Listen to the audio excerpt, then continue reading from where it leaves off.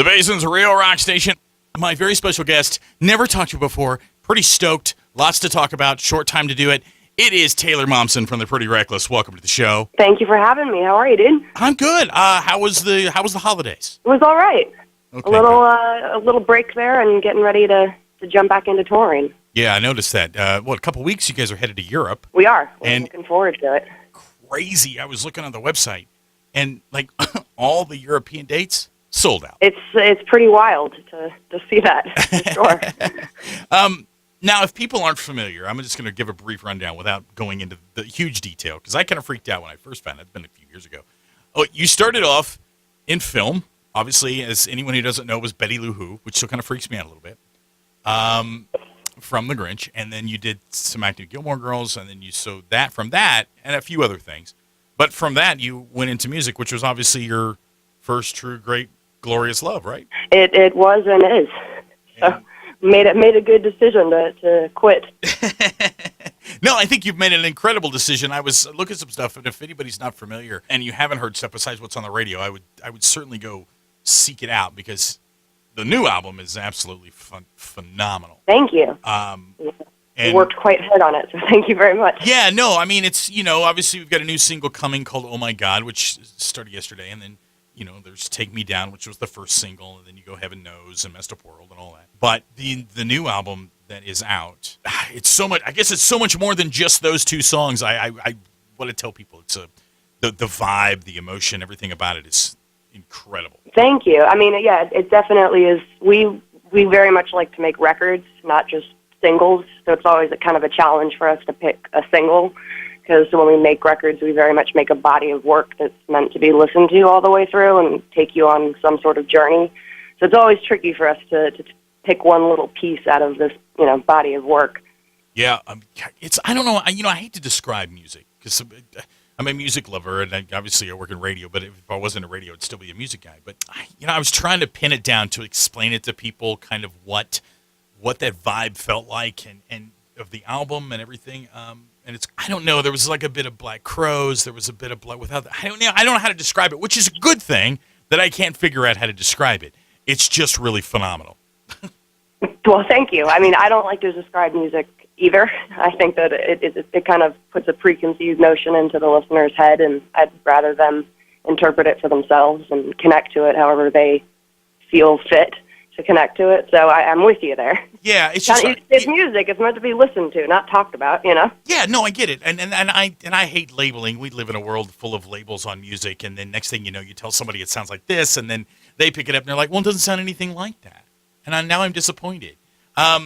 So I guess what I tell people, the album is called "Who You Selling For." I would pick it up, but it's truly phenomenal. Now, after European dates, you guys are obviously sliding back to the States. You're going to be, I guess, close to us, as close as you're going to be at this point, in San Antonio.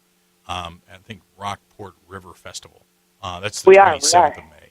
And then you're at the big granddaddy. I implore everyone, even though I live in Midland, Texas, is to go to Rock on the Range. That's in Columbus. Everyone should go there.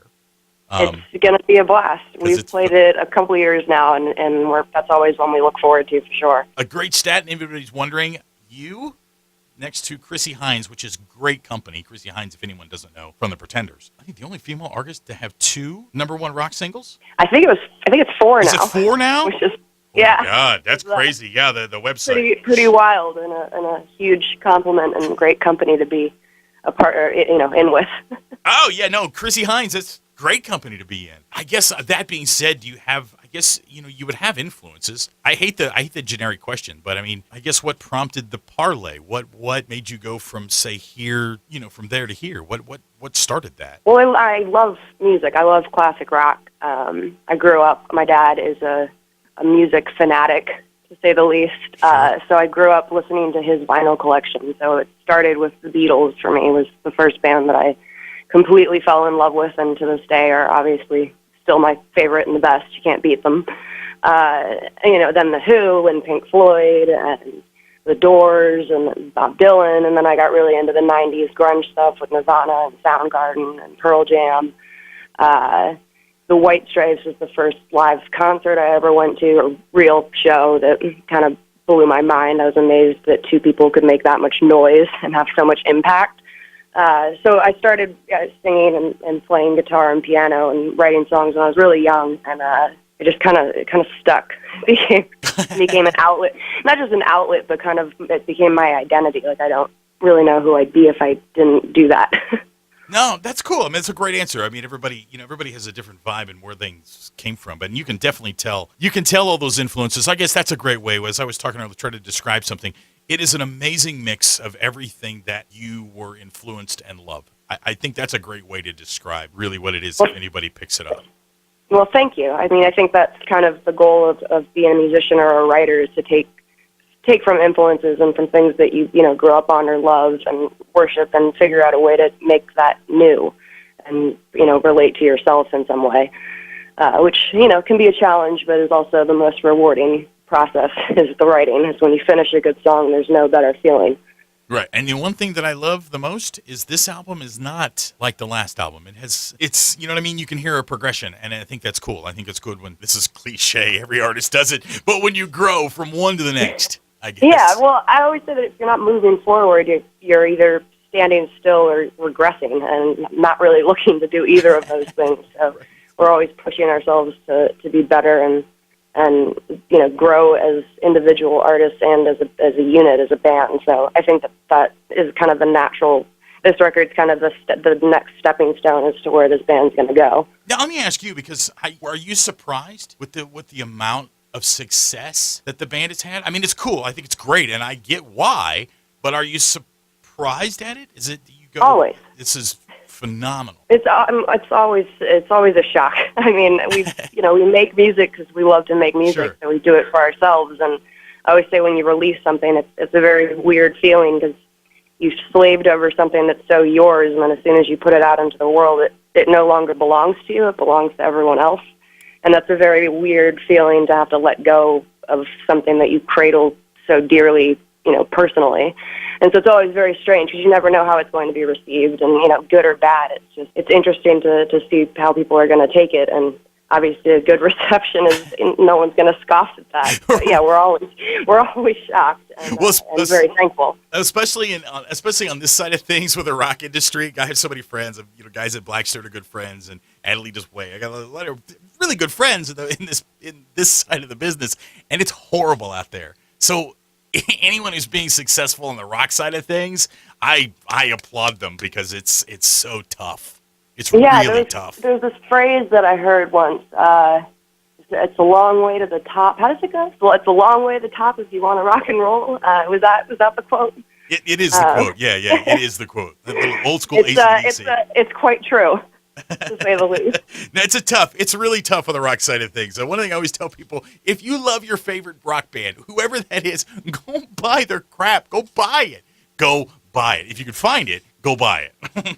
I always, it's the new paradigm of modern, however, everyone gets music differently now. So I just have people listening to it. I'm like, steal it, rip it, buy it, stream it, whatever. Just give it a chance. Yeah, nowadays it's really important to go support your favorite artist at a show. Go see them at a show. It's hard to get anyone to purchase things that way anymore. But go to the show, support the show. I've got a lot of great friends who have such a hard time and struggle, and they're amazing bands, and just go to the show and support it there, at least if nothing else. And you can't beat live rock and roll. I mean, it has an energy to it that other things don't have, so it makes for quite an interesting and hopefully fun, memorable night. Absolutely. The one thing you'll never get in rock and roll is you'll never get someone coming on stage at New Year's Eve and deciding that they aren't going to sing and just go ahead and let that backtrack go. Yeah, I'm not exactly sure what happened there, but I can promise you if you come to one of our shows that won't be the case. Oh, that was fantastic. I didn't even mention names. Everyone knows. We can leave it at that. Exactly. Mic drop. We're out. Taylor Momsen, thank you very much. Pretty Reckless. New album is in stores right now. Get out and pick it up.